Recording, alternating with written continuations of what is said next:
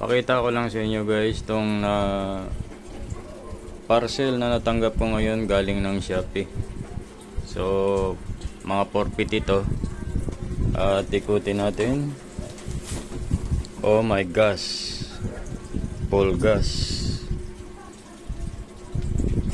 Kita na ang balon-balunan. So ikutin ulit natin. Okay, ikutin ulit natin. Oh my gosh, full gas. Paano na, Shopee? Sinong dapat sisihin? Kung ikaw customer, matutuwa ka ba nito? Buti na lang hagdan ito. Ay paano na lang kung TV ito? Ay di nga.